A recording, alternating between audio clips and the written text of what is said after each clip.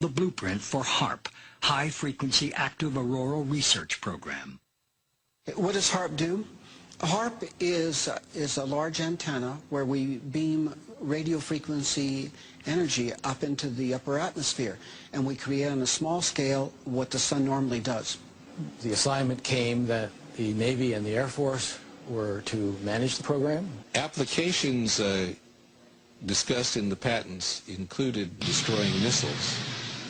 Communications control and disruption were included.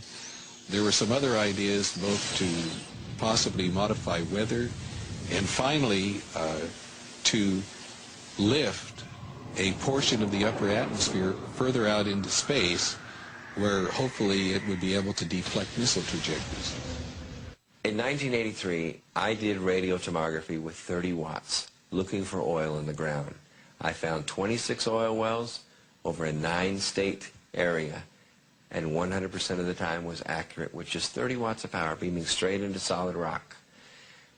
HAARP uses 1 billion watts beamed straight into the ionosphere for experiments. Picture these strings on the piano as layers of the earth. Each one has its own frequency.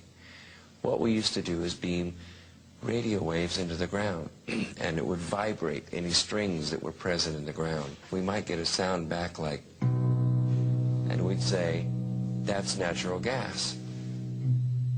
We might get a sound back like, and we'd say, that's crude oil. We were able to identify each frequency.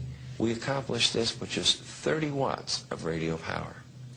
If you do this with 1 billion watts, the vibrations are so violent that the entire piano would shake. In fact, the whole house would shake. In fact, the vibrations could be so severe underground that could even cause an earthquake. Earthquake, earthquake, earthquake,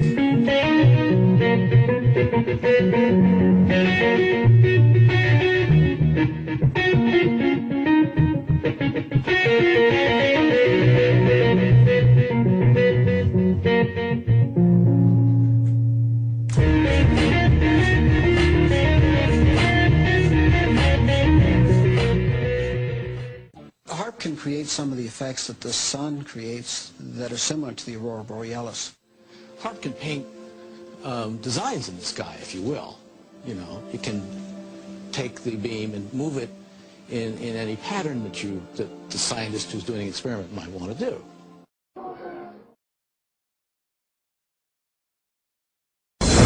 The Morrises are experts in non-lethal weapons technology. They are consultants to the Defense Department, CIA, NSA, and world-renowned think tanks.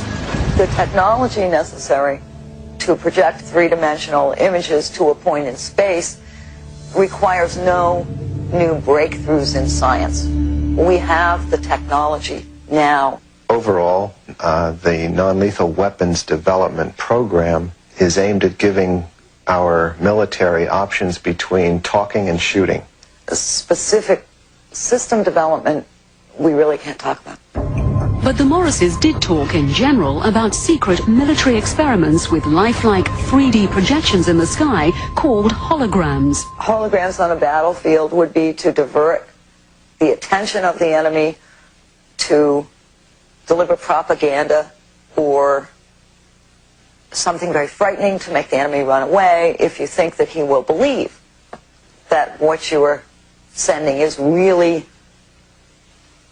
an angel, a devil, a UFO.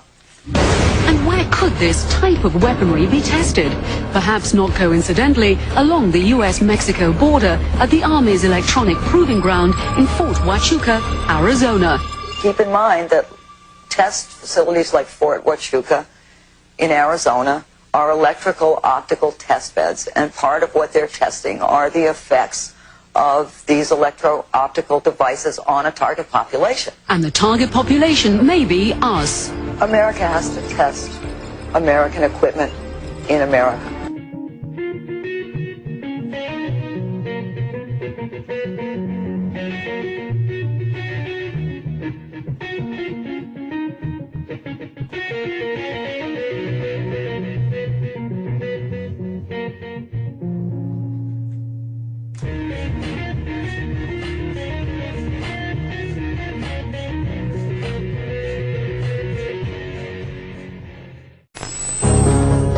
The ultimate weapon in the info war would be so secret, so invisible, so undetectable, you would never know your mind was under attack.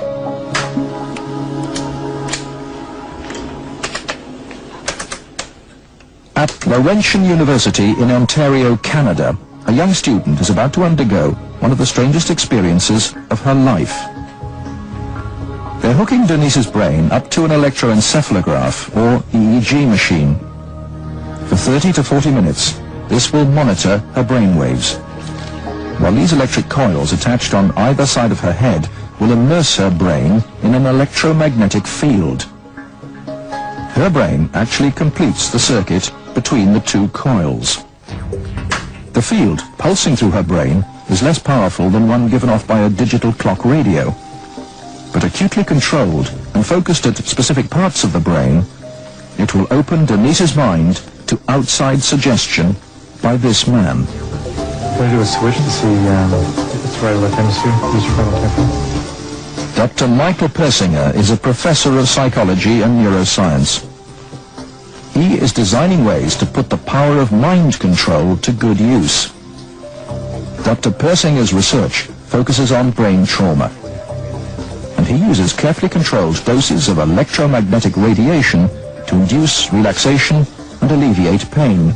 So what Sandra did was to initiate a opiate releasing pattern. That's a burst firing field that is stimulated once every 4 seconds. And that produces relaxation and a very pleasant sensation.